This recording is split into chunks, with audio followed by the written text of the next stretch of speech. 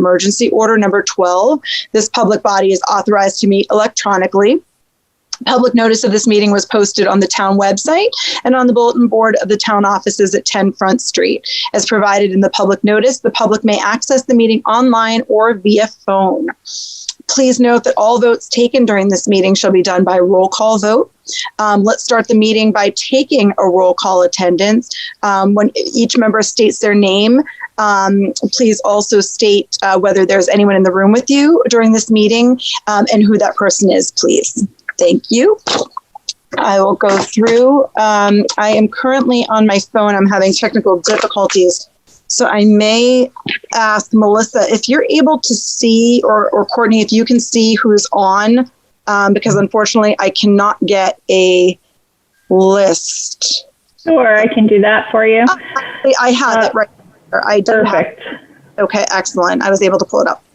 All right, guys. So let's go ahead and run through attendance. Just let me know who's in the room with you or if you're alone. We'll start with our Vice Chair, Courtney Marshall. Hi, there's nobody in the room with me. I'm alone. Hi. Welcome. And let's see, I'll run down Connor. Yep. Hi, Steph. I'm here and I'm alone. Excellent. Jen Harrington. Here and alone. Hey, Mike Whistler. I'm here with my dog, Lola. Hello, Lola. Val. Val is going to be late at 8 o'clock, so she... No. I'm here now. I have to leave at 8 o'clock. Oh, she has to leave at 8 o'clock. I'm sorry. Yep, she's on. I'm here and I'm just with the dogs. Excellent. Thank you. We're also joined this evening by our Park and Rec Director, Greg Dasson.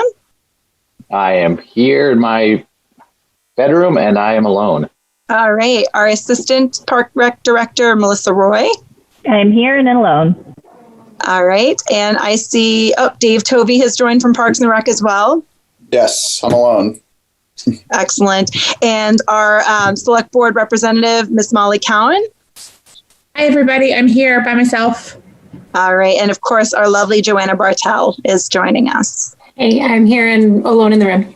Excellent. Did I miss anybody? It looks like I got everyone today. Correct. All right. Excellent. Well, welcome, everybody. I apologize for my appearance. I just came from something recreation involved.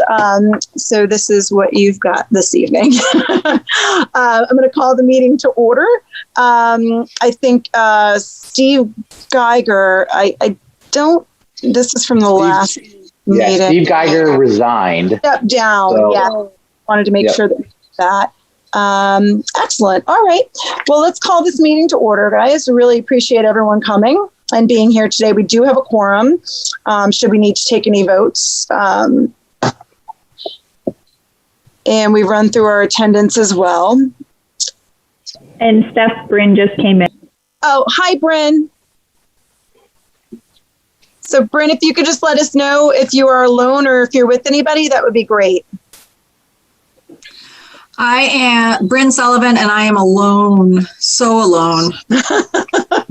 Well, welcome. We're glad you could be here.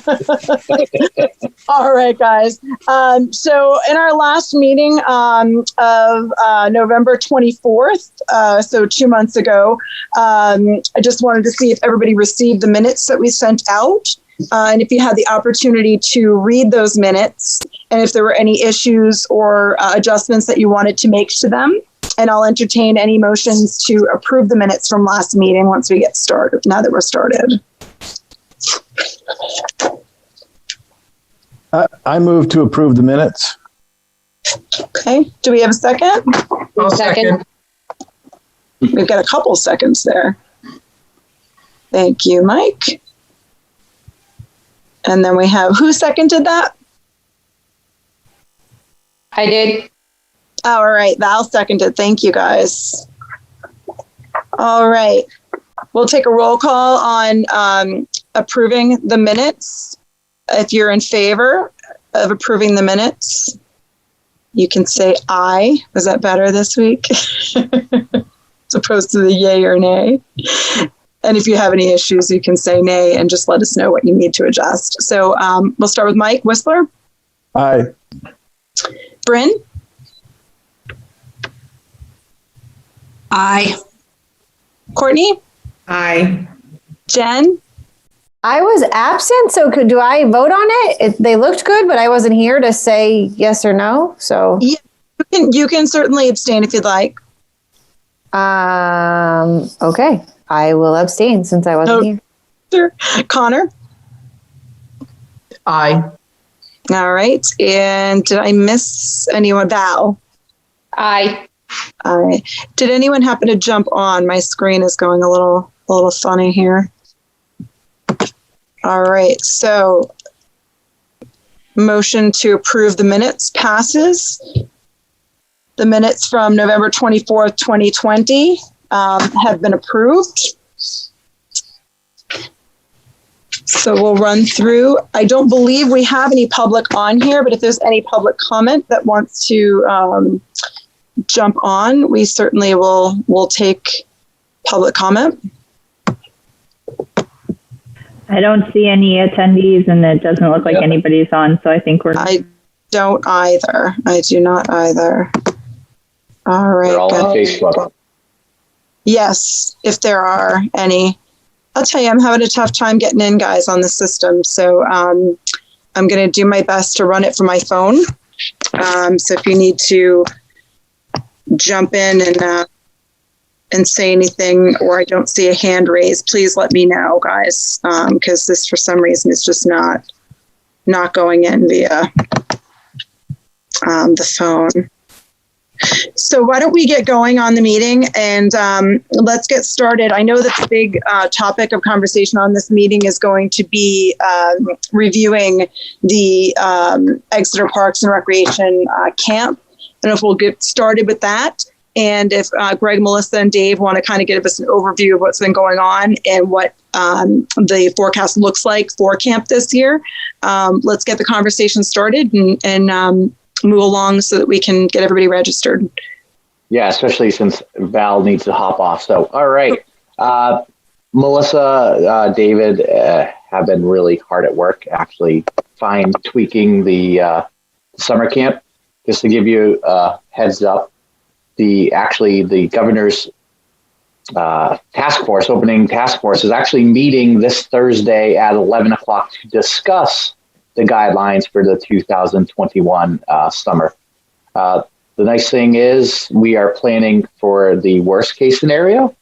So only hopes that as the vaccinations roll out, restrictions would get lifted. But as of right now, reading the draft guidelines that we were privy to, that the governor's task force is going to be discussing, they're a little bit stricter of guidelines, but on the flip side, it does allow for larger groups. So there's a bonus there. It's not going to be easy, but it's doable. But David and Melissa have prepared this presentation, so I will let them take off with it. Excellent. Thank you. Yeah, so a couple of things first before we get into the draft guidelines. Like Greg said, one of the big changes, as Greg mentioned, as they are stricter, is that they are requiring face masks, whether it is outdoors or indoors. So that is a big change. In the draft, it does say groups of 20. So we're happy to see that was what we were planning for. But we just want to make a note that one of the stricter pieces in this is that, masks are going to be required at all times. Now, of course, we would have plenty of mask breaks to implement, and we can certainly come up with some games and activities where kids can be, spread out in the fields and they wouldn't have to wear a mask. So hopefully everyone has, had time to read through the proposal. Does anyone have any questions before? I don't want to read it word for word, but I do want to kind of touch on each section. May I ask one question that I noticed something was missing, like Snack Shack? No Snack Shack? There will be a snack shack. Oh, okay. So I'll just real quick take that. So I asked them to not put that in there just because we haven't finalized the details for it, but it will be happening. And it will be happening in a scheduled manner so that it's not 1 to 3, everybody rushes. And David will talk a little bit about that and why we have to do that in the schedule and that kind of stuff. So no, the plan is the snack shack will be open. So Yay. One selfish question. There's no chance of incoming 8th graders being in camp? Won't. Right now, Mike, we had to focus on the younger demographic, unfortunately, just because those are the ones in need of childcare more.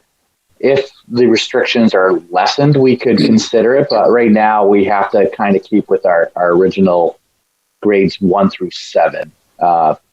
Unfortunately, it's one of the toughest things that we had to really cut, and this is something that we can talk about, but that would also lessen the overall amount because, again, we have to keep them in groups. They have to stay separated. It's going to be a challenge, but at the same time, we're not going to be going off site as much, if any, with the camp because it's really not allowed. So would the 8th graders be even interested or be having a good time if it would be very camp-like where we'd just be on campus. Right. Understood. Again, before I kind of go through this proposal, I just want to say that we have been working on this for, I'm not even sure, it's been a while. And just today we got these the draft guidelines. And then we also got an email from Melissa, if you could help me out. It's the same company or organization that gave us a grant. Yeah, so Child Care Aware is a program with the state, and they help. I'm trying to think of what the same thing is Mass. But anyway, they were the ones that gave the state the grants to give out. So they're a state-funded organization, and they help with early childhood. They help with childcare and daycare centers and that kind of stuff for lower-income families. And we got some information from them today as well. So I will say that, like David said, we've been working on this for a while, and I've been the Debbie Downer of the department, and we've been playing devil's advocate with each other for 3 months and trying to figure this all out. And we did just get some more information today. So if you do see or hear us talk about something that isn't in the proposal, we apologize because we just literally got it today. So please understand that wasn't on purpose. Right. So anyways, to get right into it, our proposal for 2021 Summer Adventure Camp is an 8-week program. It would begin on June 21st and end on August 13th. It would run from 8 to 4. There would be no aftercare. Again, one of those main reasons is just keeping groups separate. So if you have a few kids in each group having to stay after for that aftercare session, just trying to keep them separate, they really can't be playing together according to the guidelines. Again, back to just our capacity and keeping, groups separate. We're proposing to take in 220 campers. So that would be 11 groups of 20. So if you think about it, we would need to have essentially 11 separate stations throughout the rec park. And that number 220 was really what we thought our max capacity would be to, for a few reasons, but to keep them separate, number one, and just to have a place where they can kind of, enjoy. We don't want to stick them just anywhere that we can to get as many kids as possible. So that was the number. We feel pretty comfortable that, 11 groups of 20 was really the maximum capacity that we could take in for this year. The staffing breakdown is definitely different than prior years. With groups of 20, we feel that 2 counselors and then 1 CIT per group is sufficient. And then we also have 4 head counselors. So head counselor per group. So grades 1 and 2 will have a head counselor, grades 3 and 4 have a head counselor, and so on. And then we also have an assistant director and a director. So there's backup staff built into that. If one group loses a counselor due to, hopefully not, but they have to quarantine or they're not feeling well, there will still be another counselor and a CIT. And then if they really need, there is that head counselor. Now the head counselors won't directly interact with the kids. They're more for like the planning and helping clean and doing sort of the back end work for those counselors. So the counselors and the CIT per group can really focus on, the programming with the kids and interacting with them, keeping them busy. I feel like the motto this year is going to just be, schedules. There's not going to be that free time like we would normally have at summer adventure camp. So there's going to be a lot of scheduling from the head counselors and the directors as well, and just trying to keep the kids busy as much as possible, because obviously we want them to have a good time and, not be bored or anything with camp this year. So there's going to be a lot of scheduling going on this year. The drop off and pickup is definitely going to be really different this year. We'd like to, have sort of like a drive-in or drive-through situation where parents will stay in their car, just as we did with the Care Kids program. And we would like to use camp docs for not only summer camp, but all of our programs. It's a great way.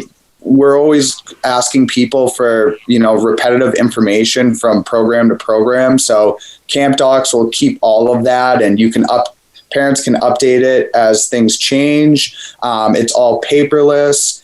One of the reasons we got interested with it was the pre-screening questions. Last summer, we had to ask every parent, the list of the pre-screening COVID questions. So this way, parents can actually do it right from their phone. They'll get an email notification that they've completed it. We'll be able to look up on our end who hasn't completed the pre-screening questions. So it's definitely going to streamline the whole process.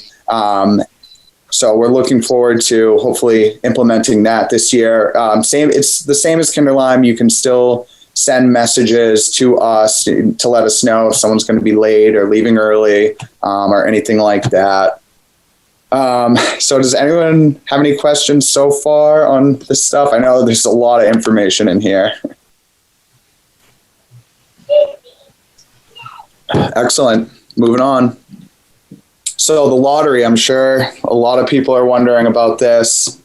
Everyone that was registered for 2020 Summer Adventure Camp before we had to cancel it will automatically be entered into the lottery. We'd like to start this next week, preferably, but we do have some other questions. One of them is the rain day locations. We were approved to use the Tuck, but we would like to also use Lincoln Street, again, because we can't have 220 kids using the gym and the calf. We just can't keep them separate in there. So we did get approval for the Tuck, but we're waiting to hear back on Lincoln Street on that. One of the other big questions too is we're waiting to hear on whether or not there's going to be additional cleaning fees from the schools and any overtime for that as well. Our camp runs from 8 to 4 and the custodians are there from 7:30 to 4. So there really shouldn't be a ton of overtime. There may be a little bit on those days that we have to use those school buildings on rain days, but it's the cleaning fee that is yet to be determined, I guess.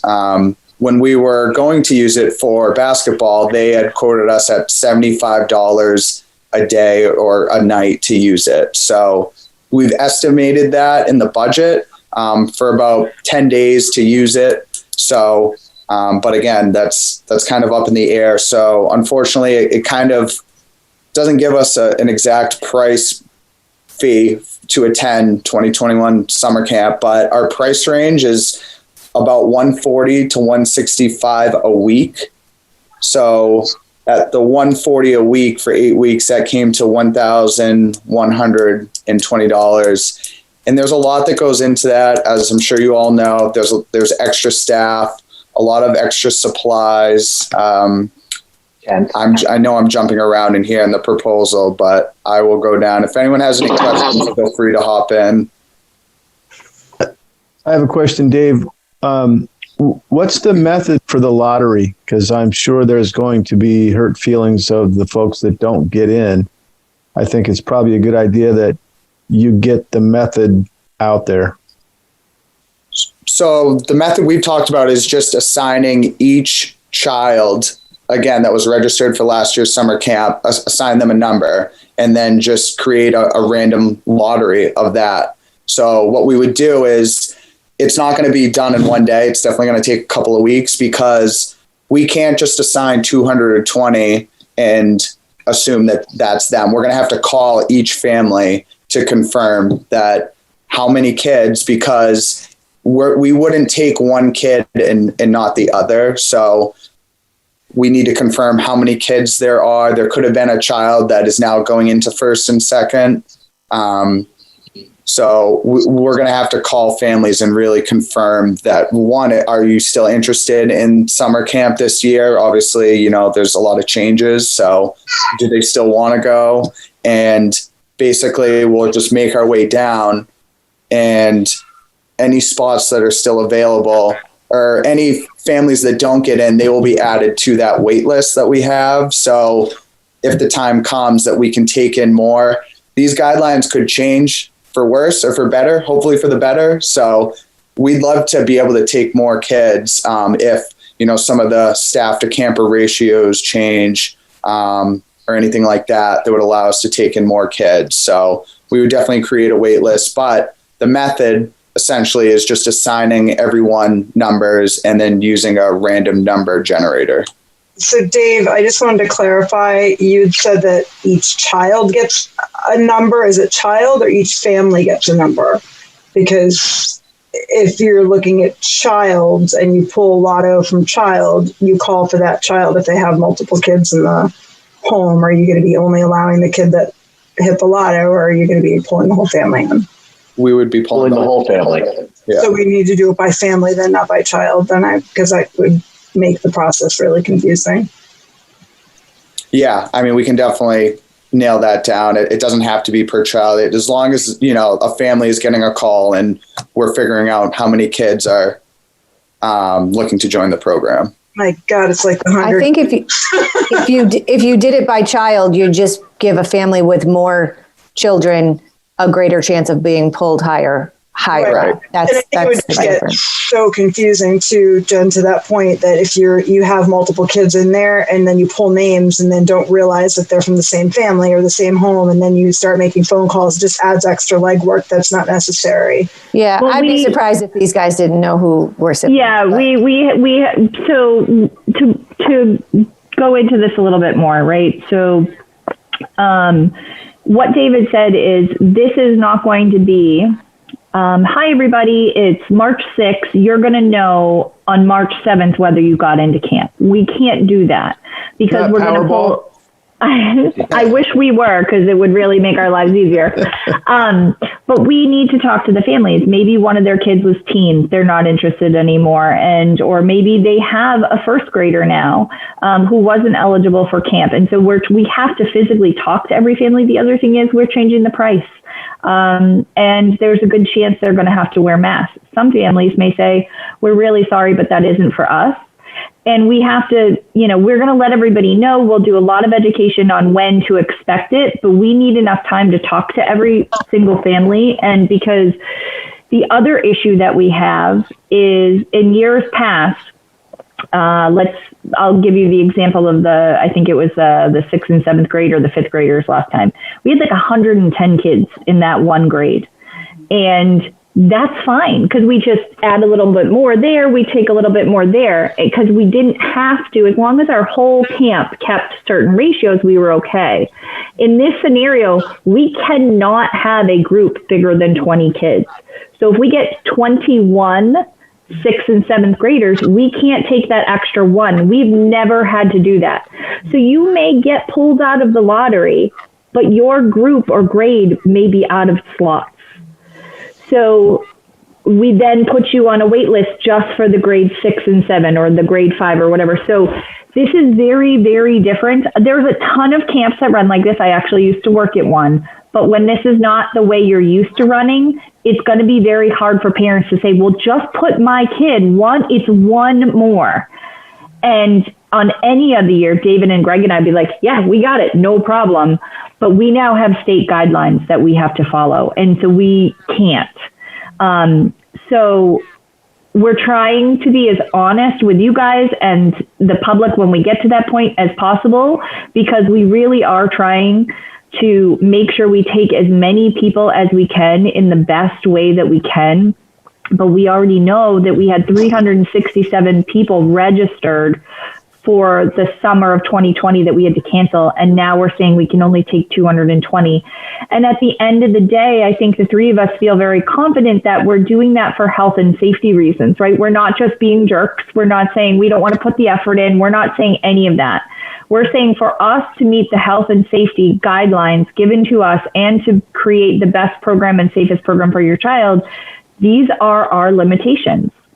And so that doesn't mean people are going to want to hear that. It's just, we really are trying very hard. Like David said, we have kind of thought about this in about 18 different ways. And so this is sort of what we've kind of come up with, in that the best thing that could happen to us was that we ran Care Kids last year.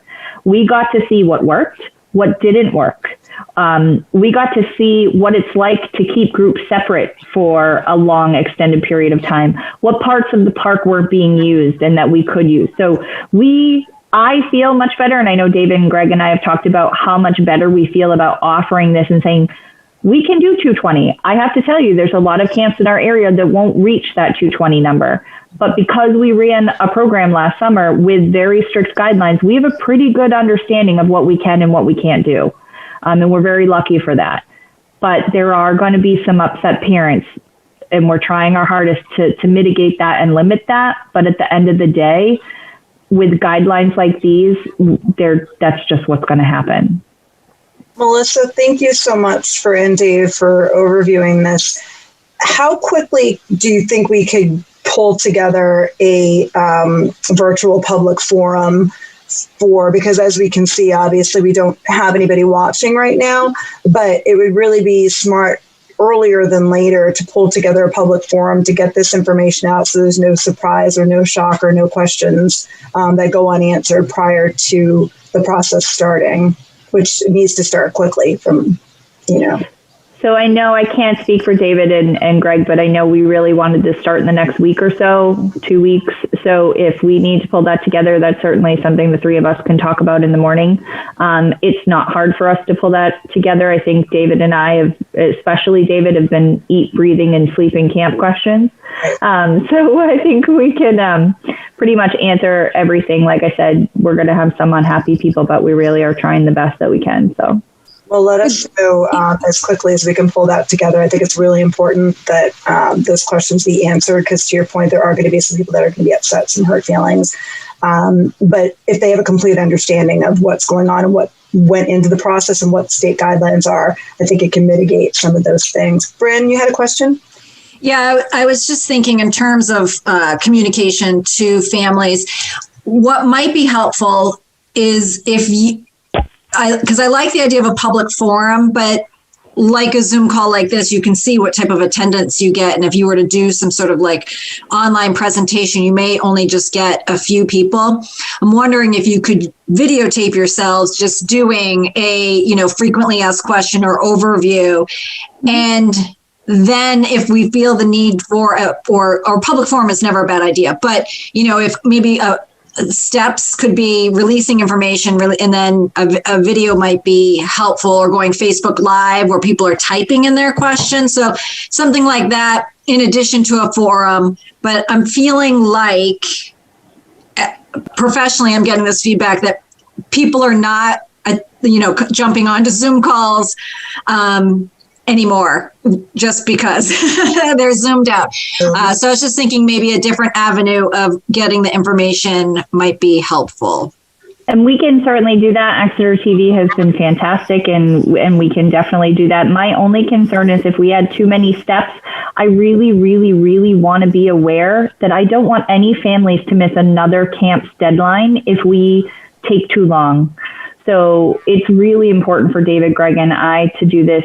I don't want to say as fast as possible and be unprepared because we don't want to do that, but we've been working really hard on this. And so if a family does miss out, the worst thing we could do to them is have them miss out on something else as well. So we need to make sure that we make it a priority. Well, and that was going to be my point, because I know some camps have already opened up.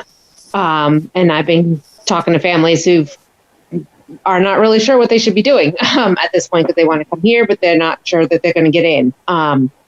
So yeah, I think Bryn's idea of doing something online or just the frequently asked questions gets it out and allows it to happen faster. Mm-hmm. I agree. I would agree with that too. I think just a short informational video of this is what camp's going to look like, this is how it's going to run, and this is how we're going to choose. And then people can watch it at their leisure. They can watch it again if they don't understand it. I think that a short video would be a great idea. And I don't want to take David's thunder, but I want to give some really good news that both Emily and Jake will be returning. So we have our two top staff coming back, which is very excited. And we have Ryan coming back and Mirsky coming back and Bryn coming back. So maybe we'll see if we can get them to make a few little cameos for the kids in that as well. So we're really excited. David keeps coming down like, this one's coming back. And we're all like, oh, this is great.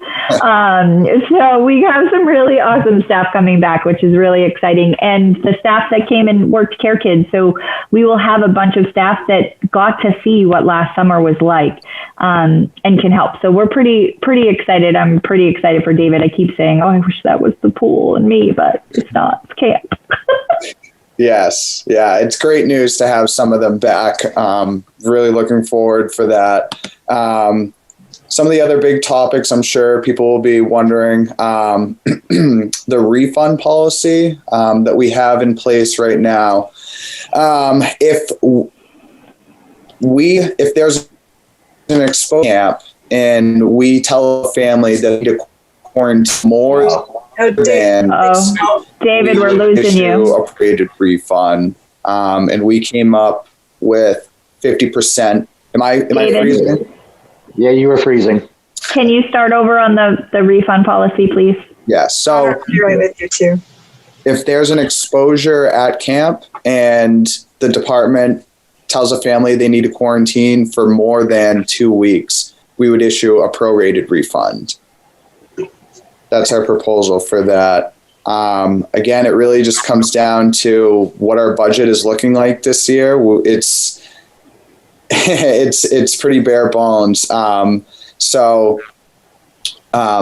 our proposal on the refund policy. If it's something that happens outside of camp, obviously, that wasn't, the result of attending camp, so it wouldn't count towards that. So I just want to go a little deeper there. So if we send a group home for 2 weeks, we're basically saying, that's kind of part of the deal. You could potentially get sent home for 2 weeks. If it's anything over that, if it happens again, let's say, then we would issue refunds. The problem that we have is there isn't a lot of revenue. The revenue is going to be enough and it will be able to cover some of it. But our revenue, I don't know how familiar everybody is with the rec budget. Our revenue covers a lot of the overhead of the department, and a big portion of that is from summer camp and powder keg. And there's a good chance we may not be able to have powder keg. So we potentially could be taking, again, another hit on what we use to cover some of the overhead for our department. So we do need to make some money on summer camp, and there will be a buffer to deal with refunds. We have that in there. But if we provide a refund to everybody anytime they're exposed, we'll be underwater by the end of the summer. So we're kind of saying, okay, if it's anything more than 2 weeks, we understand that's a hardship and we're going to help you out and figure something out. but just like you go to school, if you get exposed, I realize you don't pay for school, so I realize it's different. But these are some of the situations we're having to deal with. Just like at a child care center, they don't give them refunds if they have to go in. And it isn't normally our policy. It isn't the way we like to operate. We really like to be the people pleasers in the town and help people. But if we do that, we could end up underwater by the end of the summer. Let's say we have an outbreak or more than one, God forbid, and hopefully we don't. But we don't want to completely tank the program either. Did people have questions about that or thoughts? I mean, we'll take suggestions if people have any other better suggestions. We don't have a lot of options. I mean, I think that it's, I don't want to sound cold on it, but it is a bit of a, take at your own risk because COVID is so volatile. I mean, I wouldn't expect a refund if one of my children came down with it. Because it's something I signed up for. I know that will probably be up for discussion and there will be some people that will be unhappy for that, but it's not something that we as a rec department cause. So you kind of have to step into it knowing that, we're all following the precautions that we can and we hope that you're not going to have to be quarantined. It's not as if we're singling out a child and saying you need to quarantine and you need to quarantine. There's a reason behind it. I think we're being very generous with the refund policy personally, more so than I would be. But I'm glad that we're entertaining that too. I did want to just take a second. Connor, you've had your hand up. I'm so sorry. Thank you for your patience. I know you had a question in there if you'd like to ask. Yeah, no, that's fine. You couldn't really see, your screen isn't working, so I didn't even know if the raised hand was getting me anywhere. Well, just first of all, Greg, Dave, and Melissa, thanks so much for putting this together. I know this can be, it's just a cumbersome time, and obviously this reflects a lot of hard work, so thank you for that. Number two is I chair the Communications Advisory Committee here in town. We have some really great resources, some great personnel on that committee, and I'm sure, I speak for them, but I'm sure that they, and I speak for myself, would be happy to volunteer some time putting together an FAQ document or something, anything that could be helpful to get this information out and make it clear. And it is clear. And my last point was on the refund policy, because I was just kind of briefly reading through it as we were talking. I think you answered my question. I guess so let's say, again, heaven forbid that there is a child that tests positive in one group, and then the policy would be that all of the children within that group, because they're potentially exposed, would have to be sent home for 2 weeks. I understand the policy and I understand we're following state guidelines. My only thought is that parents of students who don't test positive but are in that group might say, like, oh, that's not fair. It wasn't my child. I mean, I don't know. I'm just thinking through the issues kind of in real time. I'm not trying to throw a wrench into things. It's just a consideration. Connor, that is 100%. And, actually, that's one of the populations that DHHS does contact trace, is when there's a child that is exposed. So the state gets involved, and the state literally, because I can speak from personal experience here in my household, they called us and said, you cannot test out of quarantine if you have been exposed. So we had a date, we marked it on the calendar, and when my daughter was cleared, because she tested negative, I took her to a playground so she could run around and burn off some steam. So yeah, it's unfortunate, but as long as we're following the state guidelines, they actually shouldn't have a problem with what we're mandating. And yeah, I would just. Oh, I'm sorry, Melissa. Oh, you're okay. I would just make that clear, that we're just, don't shoot the messenger, so to speak, that, we're just following the guidelines. That would be all. And that would just be a completely appropriate response to a parent. Yeah, I think you're so, oh, sorry, Melissa, but I think you're totally fine. Because the school has a different regulation than the state at the present moment, and workplaces have different regulations than the state. So this is why I think your point is so well taken, Connor, because it's like no one else can say, oh, I'm following the state regulations. Like that's workplaces aren't or whatnot. So, and like Portsmouth Hospital is a 7-day quarantine and not a 14. And another workplace is 10. And then some places say you can test out, including some of the CDC guidelines. So it's all very tricky. So actually, Bryn just answered what I was going to say, is that there is a potential that by the time we get to the start of camp, it is somewhat fluid. As you guys know, a few weeks back, CDC had this conversation about 10 days, 7 days, and what was happening. So sort of our thought process is this right now, and we'll know, we'll let everybody know before the start of camp if that changes, and we'll make sure it's very clear. What we didn't want to happen was Sally's in Group A, and Sally had to be out weeks 2 and 3, and oh my gosh, and week 5 somebody else in Sally's group tested positive, so she has to be out another 2 weeks. That's a hardship on a family to lose 4 weeks out of an 8-week summer. So that's what we're trying to prevent. But yes, I am guaranteeing you that we will get the nasty emails and phone calls about my child isn't, and they're outside and they have masks on and there's no way. And at the end of the day, we are going to have to just stay firm with this is what us and the health officer in Exeter are able to provide for you and your family in this manner. So when there is an exposure, these are the rules and this is what we have to follow. And I think it's really important as well that we have families sign because at the end of the day, if they decide to sign it because they want their child there and don't read it, they've signed documentation that outlines everything in detail, and it's got to be very detailed. And I think that's the only recourse we would have in standing our ground and not having to have this back and forth argument. Mike, did you have a question?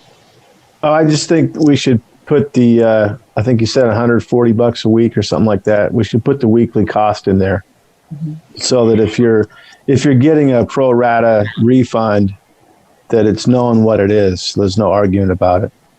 Sure, we can definitely look in that. And one thing, I'll go back when we talked about the fees. I know as everybody said, I just want to say it again. So when we looked at the local camps, of about $220 for, I believe, for the Exeter Y, a little bit more for Camp Lincoln per week. And then I want to say something else in Brentwood, David, correct me, was in the 300. So, it really killed us. We kind of looked at the budget every way we could to keep the costs down. But, we're having to rent porta potties and have way smaller staff ratios than we normally do. And although the cost per week in comparison is smaller, there's going to be families that are saying it's not in their budget and they can't afford it. And we feel terrible about that. And one of the things we've talked about is maybe trying to get some scholarships through somebody. I know local businesses aren't doing well, so I guess I can't say I'm as confident, that we can, but we really are trying to think of ways that we could try to help any of our camp families that have been with us for a long time. I just don't know what we'll be able to pull together. So if anybody has any ideas, we'd really like to start a camp scholarship fund, even if we could help offset some of the costs. Because we know it could potentially be a big change. If you have 2 or 3 kids, it could be a lot of money. It's going to still be a lot of money to send them somewhere else. So all things considered, but that doesn't make people feel better, right? I have 3 kids. So when I start adding up the costs, when I add times it by 3, it's a little eye-opening. So I think to your point, though, too, in the community, we always focus on businesses doing donations. In the community, there are private individuals that look forward to really helping out. And we haven't had the opportunity. I look at the Y. I remember we had fundraisers and a number of people would give their own money to send a child to camp type of thing.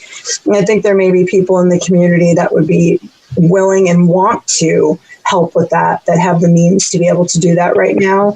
I think that if we put it out there, I think we'll be really surprised at the generosity of people that may have a little extra right now to help out with people that are struggling. So I think not just focusing on the business. We talked about even letting people like tell people what the cost is, and then like a group of parents that want to sponsor a kid, and everybody chips in like a little bit. And so we talked about a few different ways, maybe putting a donate button on, different things. But yeah, so we're still brainstorming that idea, even just chipping in, because at the end of the day, if the price increases, $400, maybe we don't give them a full scholarship. Maybe we can offset the increase, right? So it doesn't, it may not have to be the whole thing, but maybe we can just offset the change in cost. So we're going to be looking at some of that. I know David at some point will be talking to you guys about a golf tournament. We talked about some revenue from that, maybe being able to help and stuff. So please keep your eyes and ears open and shoot us any texts or emails if you have thoughts of somebody that might be interested in that. Well, I'm even thinking when the kids do like their field trips, there's always like, do you want to sponsor something for another kid as part of that? Like maybe it's a family who would donate an extra $25 or $50 or something like that. So maybe putting that as part of the registration form. Oh yeah, in the beginning. The other thing you might want to try too is like if you break it down, like camp is X amount of dollars per day. And so when you're making your donation, you're like, if you click this button, you are paying for 1 day of camp for somebody. And if you get kind of enough of those, but the number is tangible and real, or, camp costs X amount per day. So that might be a way. But I wanted just to circle back to about the masks. Last summer, school sports hadn't started and hadn't been wearing masks. Now you have school sports at the high school level playing indoor activities, outdoor activities, it doesn't matter. They're all wearing masks all the time. So I don't think you're going to get pushback from parents as if that's a foreign concept anymore. This is just the way of life. So I know it might be different for some families who maybe haven't had their kid involved in an activity as of yet. They've just been home. But you go to school, you go play your sport, you're wearing a mask. So I don't think I don't think that's going to be the item that's going to give anyone a pushback. I think it, like we were talking about, it's the price. But also parents get it, especially when you itemize like, hey, we had to get more porta potties. Hey, we had to get hand washing stations. Hey, we had to, buy all of this hand sanitizing stuff. More employees. Yeah, and Bryn, I agree. We had a conversation today that said, anybody that's going to school is already wearing their mask for 8 hours or 6 hours, whatever it is. And hopefully by sort of the spring, more kids are back in school. So they're unlike last summer where the concept was just to keep your kids home, right? Nobody took them out. They didn't wear masks. They didn't know that. We're hoping, like you said, it's going to be a very different story by the time we get to the summer. So I know my kids are wearing masks at school and it isn't an issue. And we're, like David said, we have lots of ideas of ways to give them mask breaks and time off and with, all that stuff. So I think it will be okay. It is the money that and the groups. And I think a lot of kids that come to summer adventure camp wait for that 1 to 3 to like do whatever they want and, kind of hang, and that's not going to be able to happen. But the other thing too is the price increase our goal is it would just be for this summer. I don't want any parents to think, oh, they're going to keep the price and they're going to adjust. No, that's not what we're doing. We literally can tell you why we're, spending every extra cent. And the plan would be to put the price back to where it was, or whenever, if it's, I don't remember, Greg, is it every other year we raise it by $25 something? So whatever that is, but a normal pricing structure. And so if you do talk to parents and they're really upset about the price, it is 100% related to COVID expenses with the understanding it will go back. And it's still the cheapest gig in town. Yeah, I know. The other thing about mask breaks, I know you have been saying that, just as an FYI with your planning, and I know you guys are so detailed, but in Portsmouth, one of the outbreaks at the school was due to a mask break, that kids weren't properly separated during their mask break. And that was a COVID thing. So that has to be, just being mindful of that. And then the other thing is in relation to if you do some sort of FAQs about all of the camp stuff. I just think that like you said, you're trying to go fast and trying to get people clarity and whatnot. So if you, like more, you know how when you do your all your forms, you always have like all of that information. I just think at this point, like more information is better rather than less, because I think parents, although I will say I hate the school emails because it's too much information, but if we can put out as much information as possible, that better than worse, because we've been criticized of that, of not having enough information out. Well, I have a question when it comes to the quarantine. So if, let's say my kids are 2 years apart, but one of my girls gets quarantined, like her group or whatever, what happens to the other kid? Is that one now not allowed to come because she's living at home with the other kid? Like, how does that work? Not according to the guidelines. Your whole house is now quarantined. Yeah. Not according to the guidelines. Not according to the guidelines, you're not. It has to be a direct exposure. Right. So I will be 100% honest in this answer. This is something that we have to discuss with James. So if we go by the guidelines, Jen is 100% correct. We would only need to quarantine the child. We have had internal discussions as to whether that is the right thing to do, and cannot give you the complete answer right at the moment. I know that's not what you want to hear, because I'll give you an example of my family. My son was in class with one kid whose sister was exposed. So the sister wasn't in, but the brother was. And I'm like, they live together. What is happening? But Jen is right. According to the guidelines, that's all that's required. So that is going to take a little bit more discussion with us and the health officer. And when that decision gets made, we will make sure that it is very clearly outlined to everyone. I just don't, right? Does David or Greg, I think that's what we said, right? We were going to get a little more information on that subject. Yeah.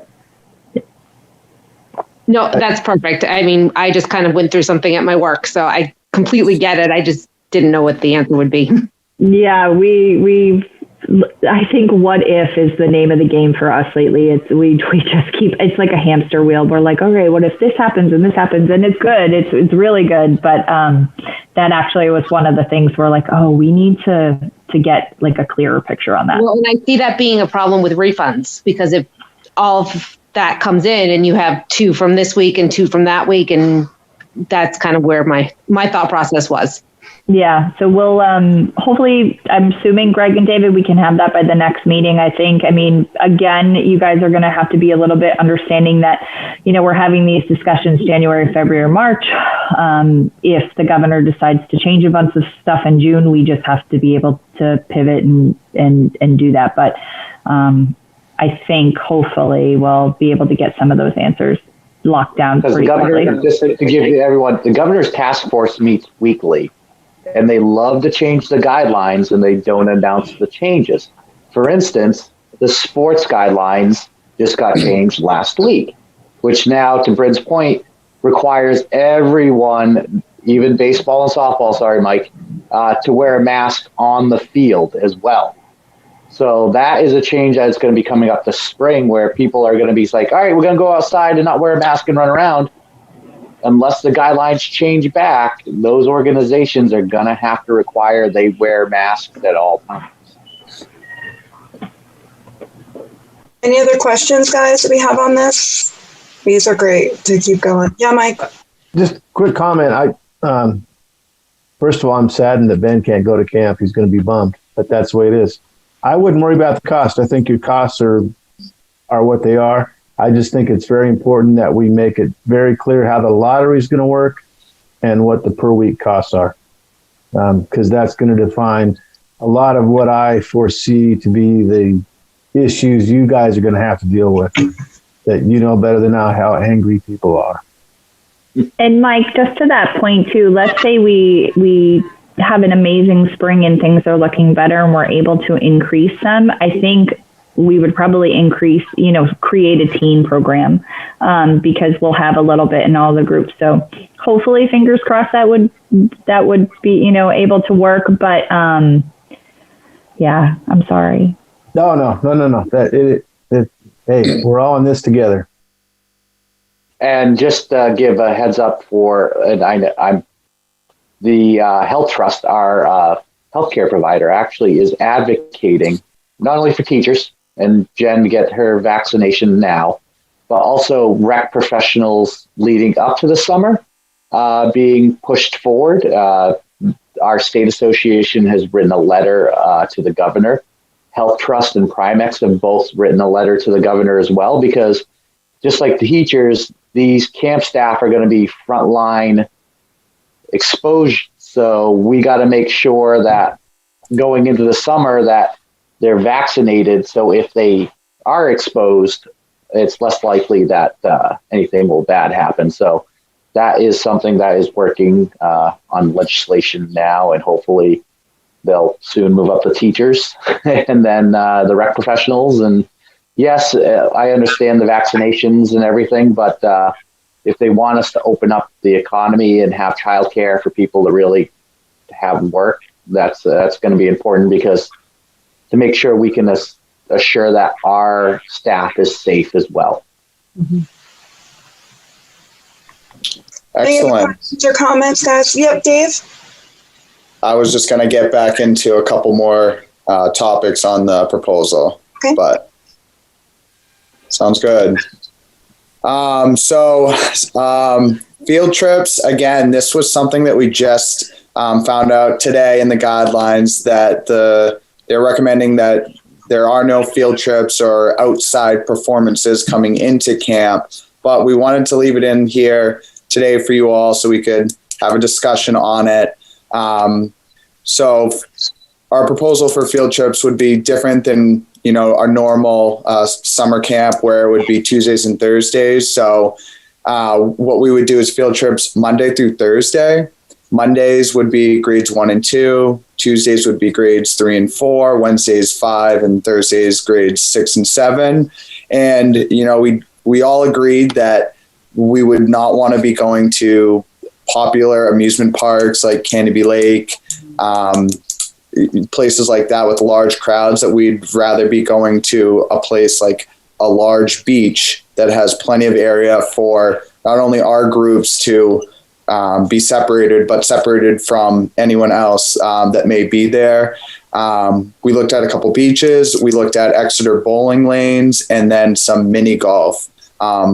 All local places that we wouldn't have to be on the buses too long. And I know buses are a big topic as well. So I'll just get right into that the bus guidelines right now allow 1 child per seat.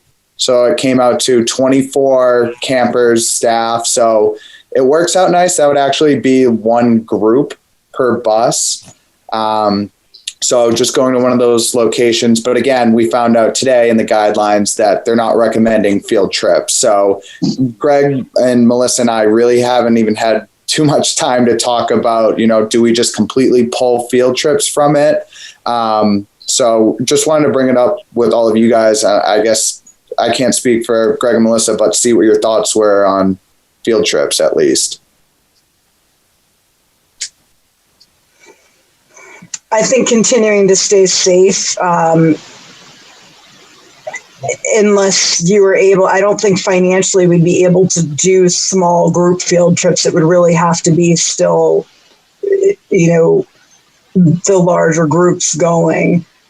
It almost doesn't make sense to risk it. Also, would we be able to break it down so that you could have groups of 20 going somewhere, just that group, and not, or would that be unfeasible to do something like that? And I don't mean big parks. I mean like maybe going to, and maybe it wouldn't be fun or anything either, but going somewhere locally, like, Odeon Point for a day or something like that, to go dig for crabs and things like that. Or yeah, we the issue with some of the state parks too is that I know Greg was in contact with Eric, who works for the state parks, and they may have restrictions and capacity limits. So would we even be able to bring, right. 60 grade 5 campers? Right. So I guess we were thinking more of just like some of these large beaches that didn't have limits last year. I've heard back from, the Sagamore mini golf on Route 1, Northampton, and then the one in Hampton as well. They're happy to have us. So again, we could kind of stagger some of those buses going too. So it's not everyone showing up at once, but yeah, Molly. This is triggering a conversation that we had last night at the select board with the tree groups, the Tree City USA. And there are, very qualified arborists, or I'm going to use the wrong word, tree scientists who can, teach identifying trees, and we're trying to become a tree city. So it might be fun to incorporate some walking field trips around just for a change of scenery. Yeah, definitely. And we talked about doing more like local in-town type field trips too. Getting down to either Gilman Park, definitely a big location that we could have the kids down there. I don't know if we could walk from the rec park all the way to Gilman, but maybe it's like parents are dropping kids off there and then we're getting them back. So it's a one-way trip on a bus.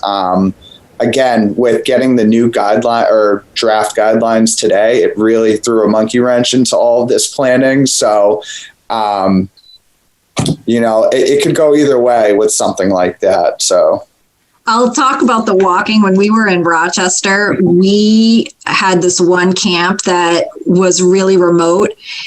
We walked the heck out of those kids. They couldn't even come to the pool without a 1 mile walk.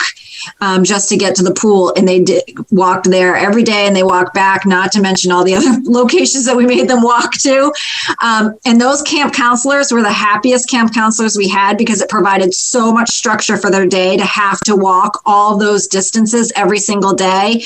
And the kids were just used to it. So I wouldn't discount it, and the structure that it could provide in the day. It was oddly successful. In Rochester, that amount of walking every single day. And another thing, like David said, we talked about, and is maybe that one group gets dropped off, like he said, at Gilman, and we do something special there for an hour or two, or someplace within walking distance, and then we just walk back, right? So then you're only walking in one direction or something along those lines. So we're looking more into that stuff. But David said, like he said today, this morning, the guidelines came in. And seeing if we can be creative to get ourselves a little bit off campus for a little time here or there. But whatever happens, it will be with the utmost safety involved. So, are the costs of those included in your planning? The school bus costs? It sounds like one school bus per group is a good number, so that would be a known of what it costs per bus. So right now, those are not in the thing, or not in the. It would be a typical charge if we went to let's say a Sagamore to mini golf. It's the cost of the bus and mini golfing, and that's just enough to cover our costs to get there and back. So we're not looking to really jack the price. It's just break even. My personal thought is the one bus per group thing lends itself to being pretty straightforward.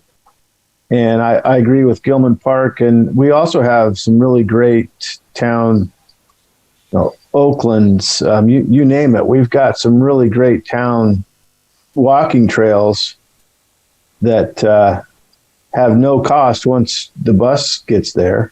And kids are outside and they can spread out and get their yayas out, so to speak. Would you guys have access to the middle school fields, et cetera, for the summer?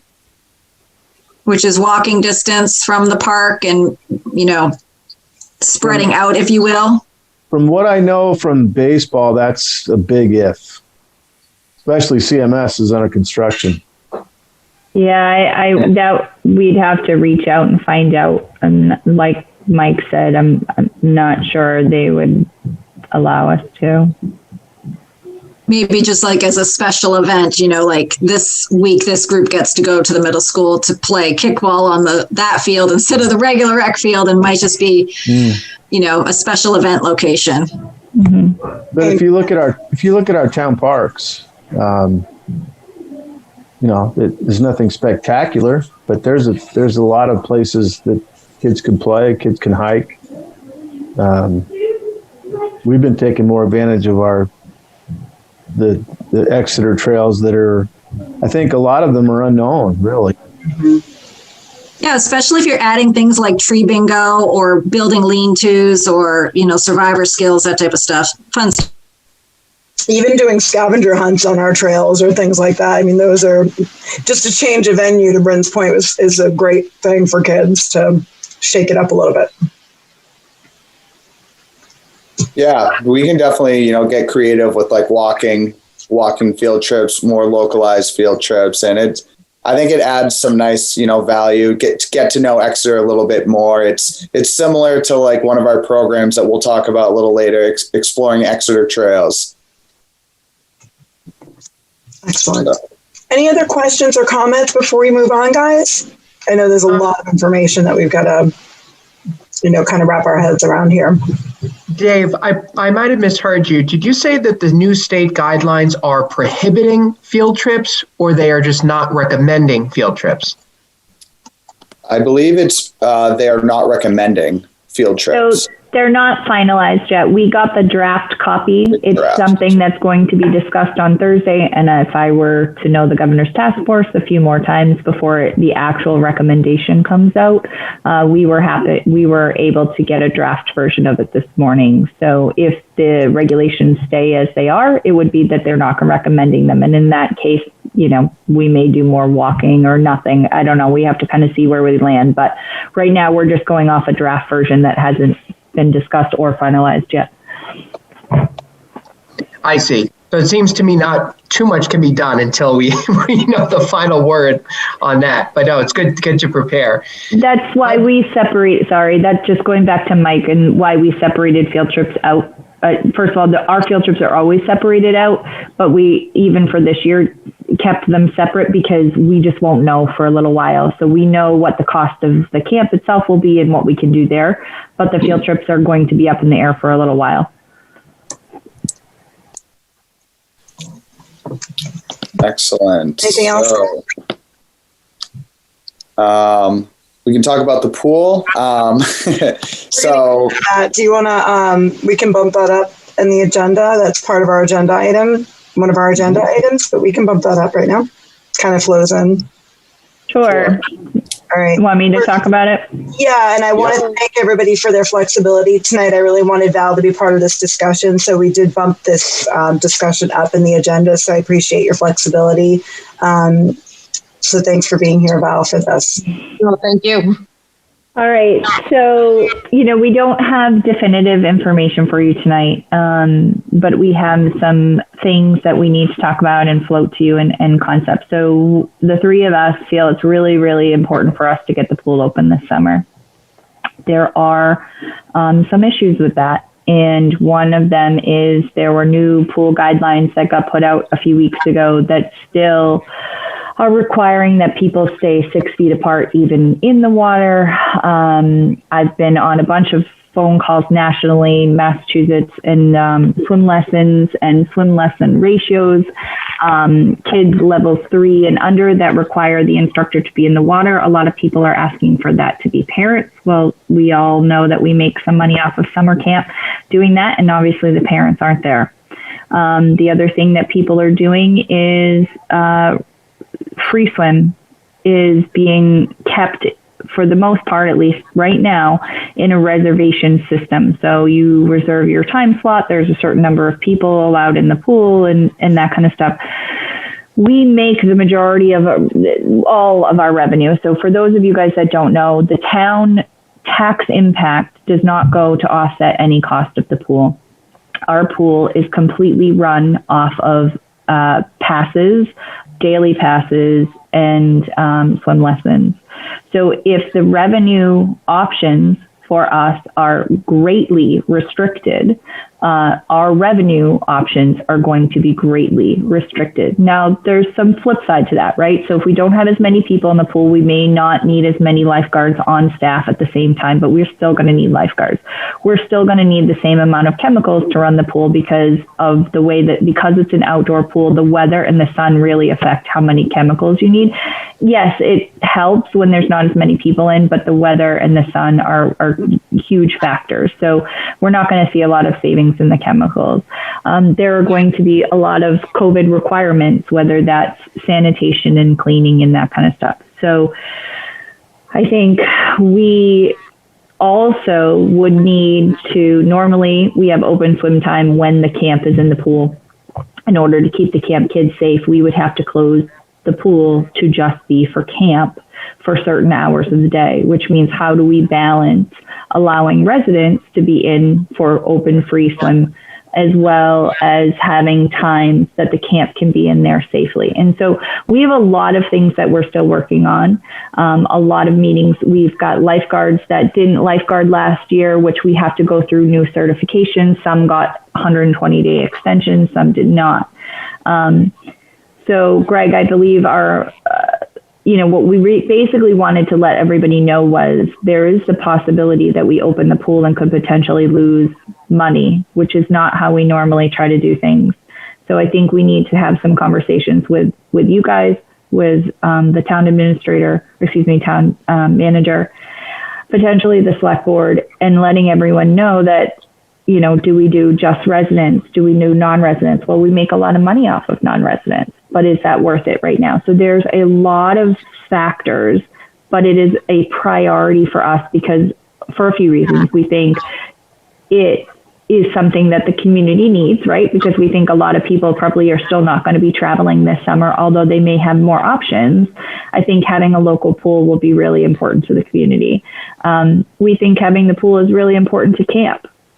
And so having the access to the camp. So we really are working hard on trying to figure this out, but we just can't give you a full proposal yet because there's quite a few unknowns still that we're hoping to get some more answers through Red Cross and different things like that. So I'm happy to take any questions, but we feel it's really important. Greg, do you want to add anything, or does that pretty much cover it? No, it does. And just to give you perspective, when Melissa was on the last call with New Hampshire aquatics professionals from around the state, we are the only pool that is self-funded. Everyone else is... The people that were there that day. Yeah. Are pretty much tax-based covered. So, for instance, Bryn and Portsmouth, they opened the pool, but that was in their operating budget. So they could absorb the loss. This is something where last year we lost 85% of our revenue and lost money in the revolving fund. We could be projected to lose money again. Hopefully not as much, but we got to figure out those specifics of, because of course, if we go reservation system, that means we're probably going to have to raise the price per person. And then we're also, if we do swim lessons and we don't do levels 3 and under, and we just do levels 4, 5, and 6, is that even profitable? And then what do we charge for it? So there's a lot. Melissa's right. There's a lot to it. And most places were successful in running their pool last year, but at a loss. So just wanted to keep everyone in mind that it's a service that we are adamantly aware that needs to be provided for the residents of Exeter. Mm-hmm.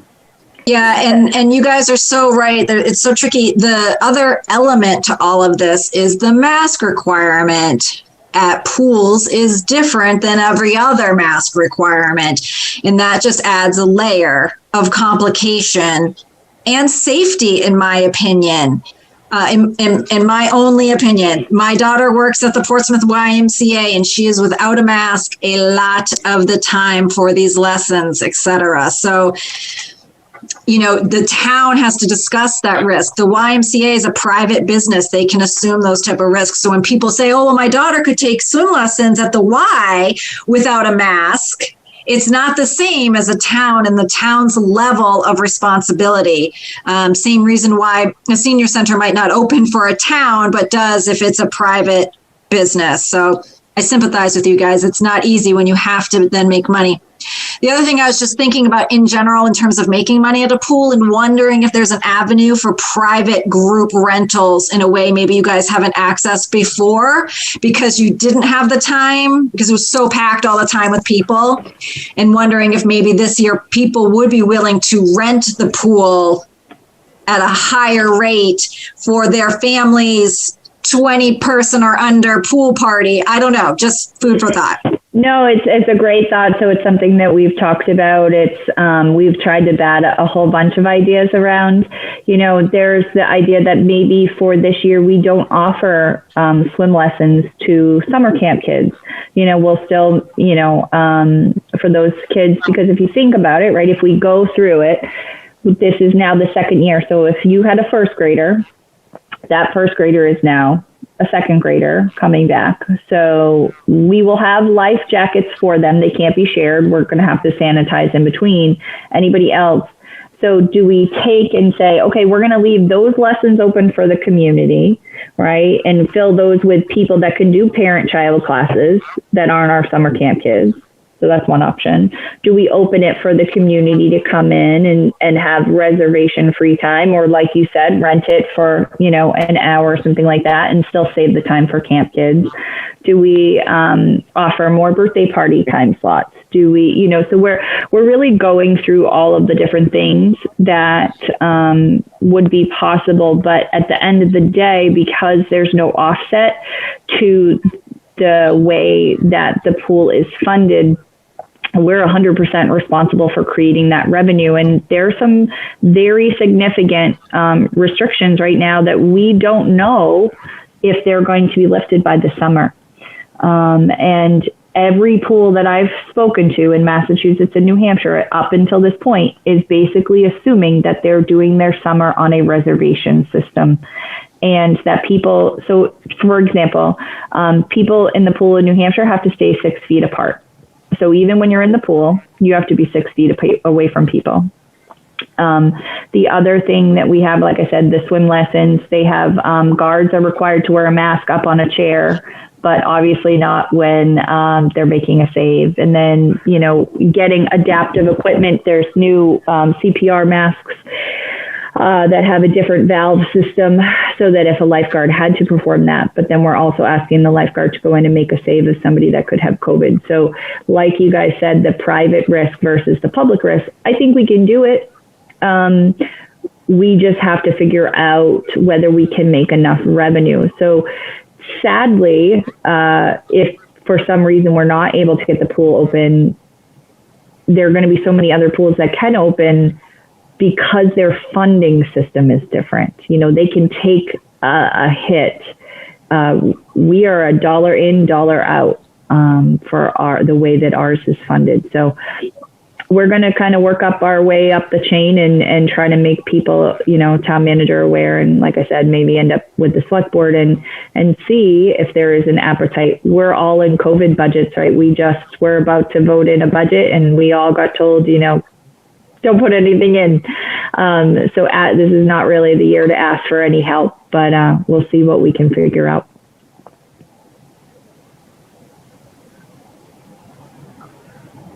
Any questions about the pool? We good? Awesome. Any questions on the summer camp proposal? I'll mention quickly about, I mentioned the rain day locations. We do have approval to use the tuck. We're going to have porta potties down at the rec park too. So each group will have their own porta potty, and we will clean that multiple times a day with our static cleaner. The bathhouse will be cleaned twice a week as well by a cleaning company. Every day. That's every day. Every day. Sorry. Okay. And that's rolled into the cost as well. Okay. Excellent. Any other questions or comments or suggestions from anybody?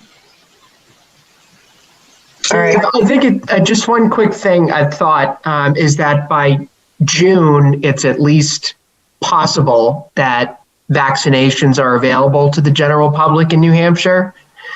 So obviously the guidelines are subject to change. The state guidelines are subject to change. So what would you say to a parent who says, well, my child's been vaccinated, so they shouldn't have to wear a mask, or they shouldn't have to whatever? It may come up, just a thought. So for us, I think as everyone knows, even if you're vaccinated, you can still be a carrier and get COVID and spread it. So what we will be saying to anyone is, at the end of the day, this is the program that we can provide in the most safe manner. If it doesn't work for your family, we're happy to help you find a new place, and not in any rude or disrespectful way. But we have to, unless by some miracle of miracle, all children are vaccinated and all of our staff is vaccinated, which they haven't even started testing on kids yet. So I think we can provide only what we can provide. And if it doesn't work for their family, unfortunately, we are just not able to budge on the health and the safety of all of our kids, all of our staff, and all of our families. Mm-hmm. Yep. No, it makes total sense. And Melissa, is this statement correct? So one of the reasons why there are perhaps stricter guidelines with your camp than, let's just say, some other random private camp is because you're following daycare guidelines. Is that one of the reasons? Do you want an honest answer to that? Kind of both. No. Kind of both, Bryn.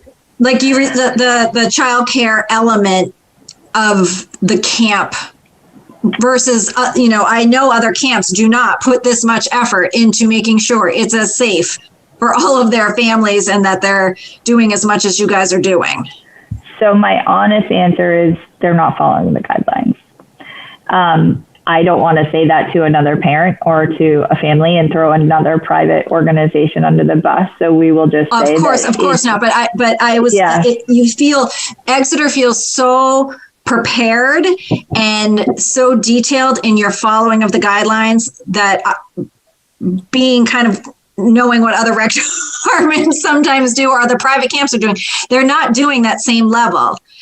And I didn't know if there was like a concrete answer, like, oh, well, because Exeter, it's just you're following the guidelines, or is it because there's a more strict set of guidelines because you're a child care facility? I think it's more that we're a town. So Greg and I have had this discussion on the sports. Yeah. So we end up with our programs being highly regulated or following all these rules when you can go to a private gym somewhere else and they're not doing half of it. Yeah. And because we are the town, we are expected to provide the safest environment for our families, but also to protect our town from lawsuits. And so if we do not follow the rules and something were to happen, we've now put the town in jeopardy. So we, I think, all feel pretty strongly that it's our job to protect not only the families, but the town itself. And some of this also comes with our health officer. We talk to James constantly and make sure that he's reading the guidelines the same way we are and go from there. And if there's something that we can, maybe not follow to the letter of the law, but he feels is safe in the way that we've picked a second way to do that, then I think we would do that. But I think, like we've said from the beginning, we're planning for the worst and hoping for the best. If we're planning to follow every single rule to the letter of the law, hopefully the restrictions won't get even more strict than they already are. Hopefully they'll just lessen, which would be fantastic and lovely and make our lives 1,000 times easier.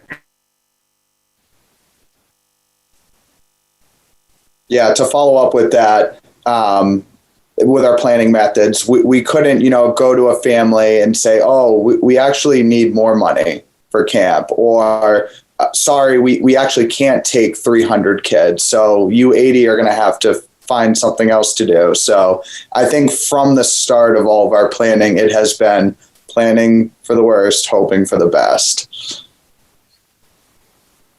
Any other questions on camp?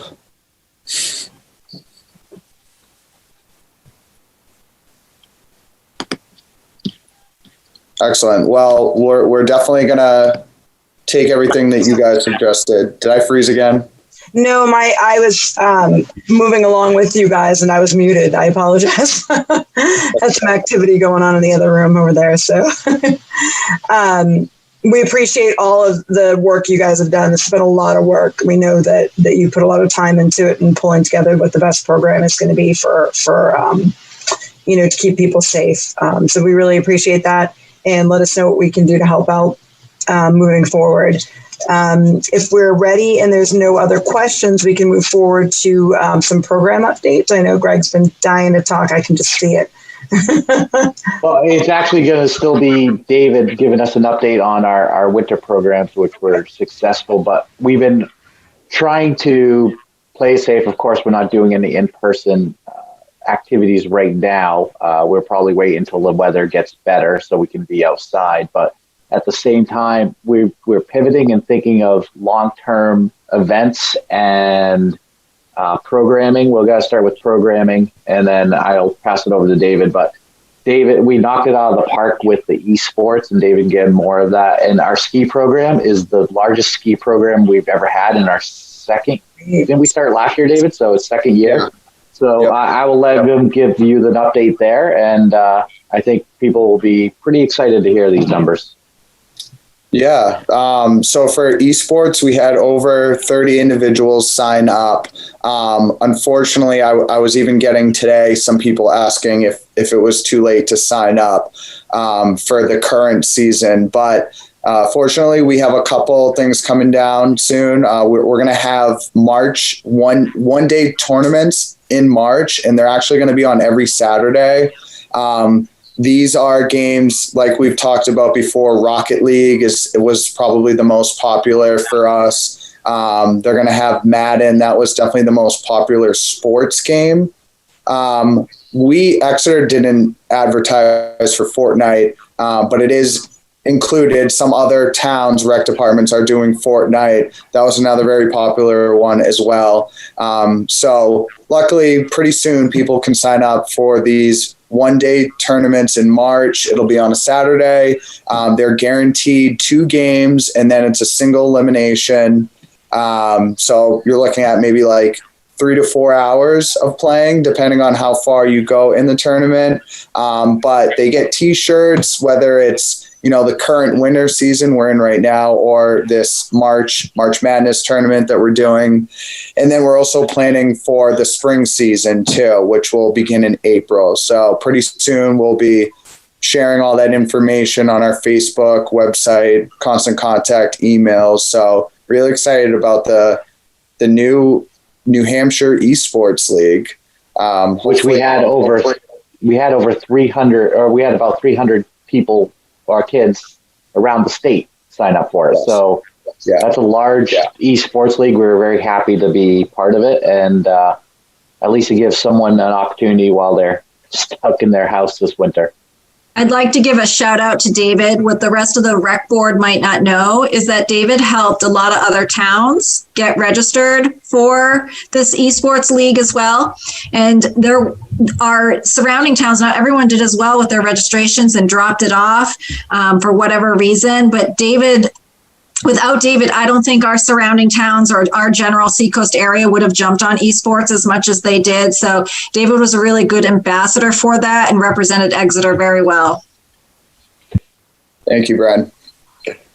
Any questions on esports? I want to ask everyone's opinion on Fortnite, but in the interest of time, maybe we should save that for another night. Yes. Yeah. I have some thoughts on that, but next time. Program updates. Any more program updates? Our Gunstock program, we had over 60 kids sign up for that. So really excited about that again. Our lessons are going to start in February. So we'll be up there helping families with that. Of course, there's a lot of COVID protocols that Gunstock is implementing this year. So just making sure everyone's going to be following the rules up there.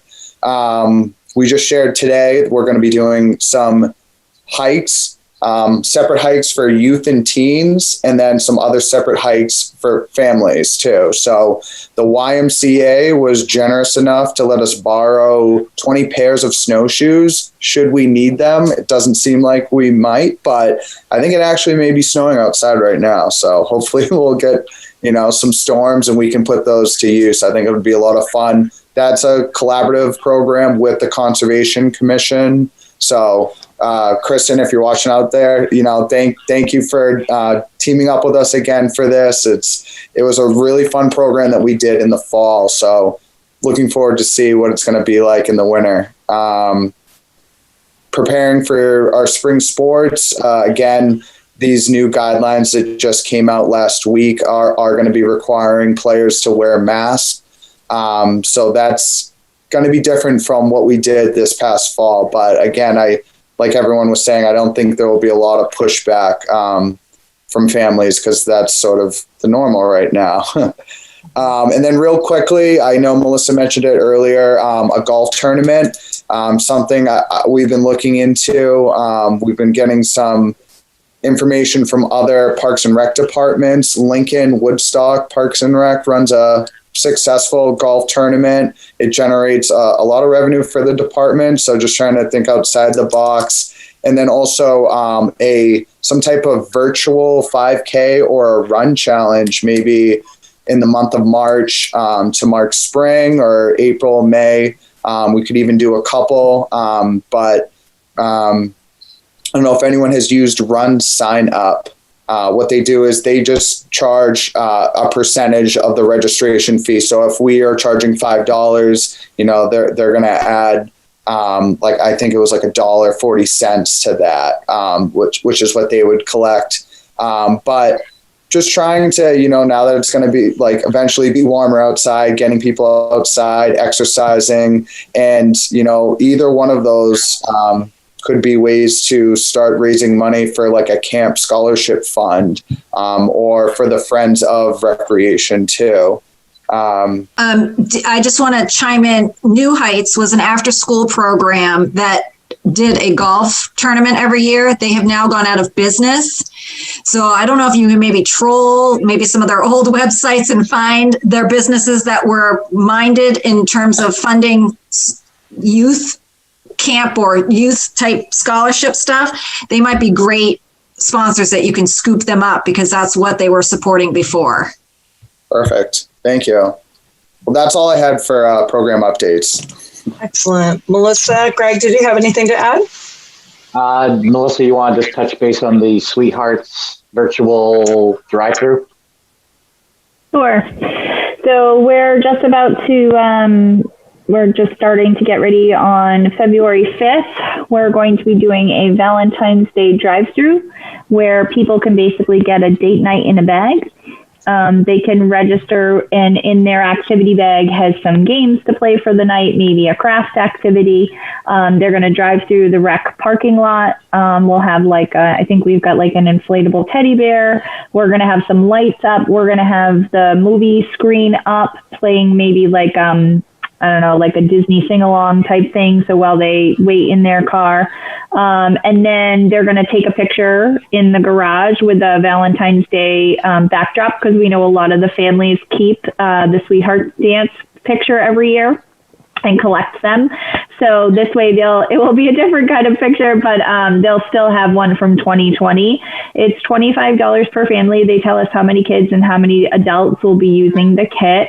And it's a little expensive just because we have to pay for pictures and stuff like that. But so then they go home and they have kind of a night of fun things in their bag to do with their sweetheart.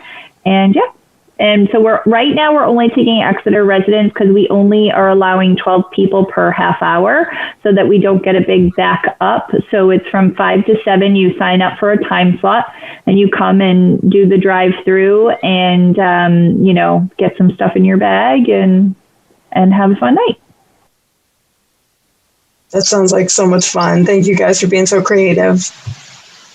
Questions, anyone? All right, to event updates.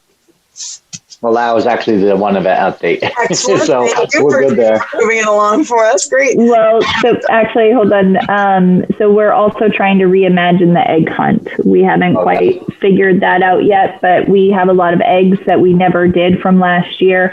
I don't know that we'll be doing a bunny parade through town. I think what we were thinking instead was sort of similar to Valentine's Day, maybe having people come through and get a bag of eggs to be able to do an egg hunt at their house, and maybe some Easter activities or crafts or something like that, so they can kind of make it for themselves. We have not finalized the details on that yet, but we're trying to kind of be creative. Take any advice or thoughts if anybody has any. That's a great idea. Thank you. All right. Anything else? Any other project updates? I'm so sorry. I forgot. Melissa. Sorry, go ahead. I forgot about my poor seniors. I'm so sorry. Oh, no. Go. We need your seniors. So we're starting some coffee talks, and then hopefully some other things as well. So I've been testing out with some of my ladies at Water Street some Zoom calls, weekly Zoom calls, as a way for them to start connecting. So we're going to start expanding that into the community where 10 people for different time slots can sign up, catch up with folks. They can do it every week. It's free, just, chat. And then we're also talking about bringing in some speakers like the Historical Society or the museum or just different topics, and it would all be free. I realize that that population, normally I wouldn't, focus solely on computer programming or virtual programming, but we don't have a lot of choices for in-person. And so rather than not have any connection, we're doing the best that we can to have some connection. I know, Courtney, you had said some ideas about Golden Girls and trivia, and I think that's, a really great idea too. So we're trying to figure some things out. The other benefit to the coffee talks is asking, what they want to see in the spring and the summer as we start to see restrictions improve. But you should see my little, I shouldn't call them little, they're so wonderful, but I have a group of 4 or 5 ladies that I talk to every other Friday now, and they're so funny. They're just a riot. And so we're trying to expand that to be for the whole community. Just for reference, Melissa's not alone. Many senior centers are closed and are only doing programming online. It just is the nature of the beast right now. Courtney, did you have a question, or were you? Oh, okay, you just touched your computer. I saw your hands. Anybody have any questions or anything? Excellent. No more project updates, correct? No, we just have we're getting a lot of bids for a little thing, park improvement around the park, renovating the pavilion at the rec park. It needs a new roof, so we're getting quotes. We are getting quotes to paint it. The little playground up there, we're going to spruce up, especially if we want to utilize it more. Nothing big, just trying to clean it up. And there's a various little part, like replacing the fence at Gilman Park. So look for that to come down the pipeline, going to the select board to use our capital improvement fund. We do have a warrant article that will be on the ballot this year for another $100,000. And Park Street Common is one of our goals to renovate that playground or start that process and get that neighborhood to have a meet and greet as much as we can, social distance, and really get their input on what they want to see, because we do want to make it a walkable community. And lastly, Steph, if I could just roll in, is LWCF, if everyone remembers, that's the grant we've talked about in the past. Last year, bipartisan, overwhelmed, they passed the Great American Outdoors Act. Well, not for nothing, on the way out, the Secretary of the Interior decided to change the ways that, or what would be qualified for the grant. So I may be calling on the Rec Advisory Board to help contact our congressmen and senators, even though we don't really need to because they're very supportive of the LWCF. But basically, the new regulations make it very difficult for any of the projects that would typically be funded: a playground, hiking trails, a ball field, anything like that would not be eligible anymore. It would be mostly protecting a lot of conservation, protecting the natural resources for hunting and fishing.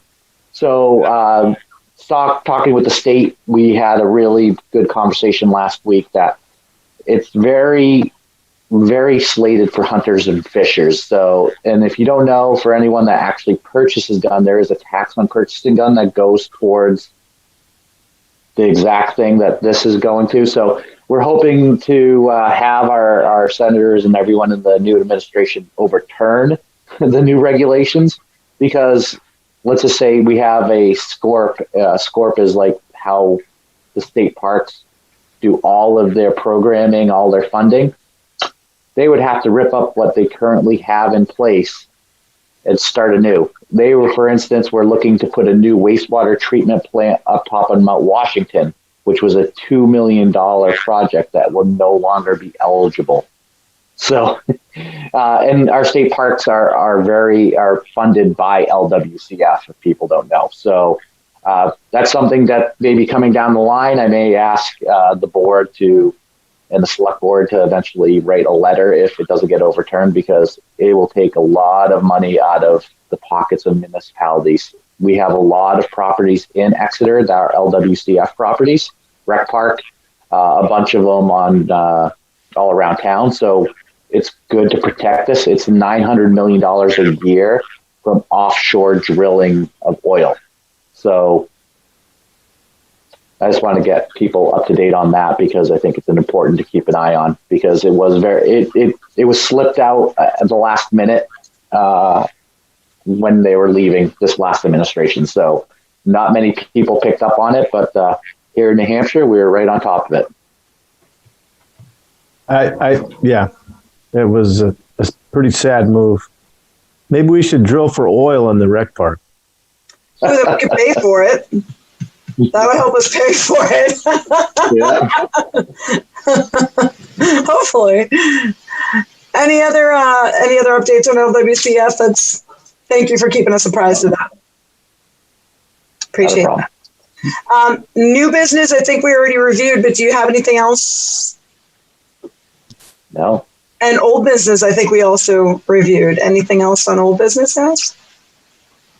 This is a great meeting, and I do look forward to hearing about when we're going to do information session, or how we're going to get this information out. Please keep us posted through email or reach out to us. Let us know what we can do to help, because we do need to get that information out for camp ASAP, so we can give people their options as to what they have. So thank you, everybody, for being so inclusive and for sharing. And I always end with thanking our teachers for everything that they're doing as well.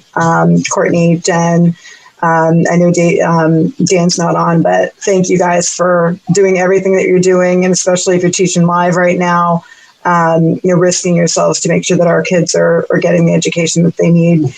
Boy, my kids aren't well off here with me. Thank God for you guys on Zoom. I tell you, math is, not what we used to do. Anyways, thank you for what you do. We all are very appreciative, and I'll entertain a motion to adjourn from anyone. I move to adjourn. Do I have a second? I'll second it. All right. Thank you, guys. Have a wonderful night, and thanks again for all everybody's doing to keep the town safe. Take care. Thank you. Thanks.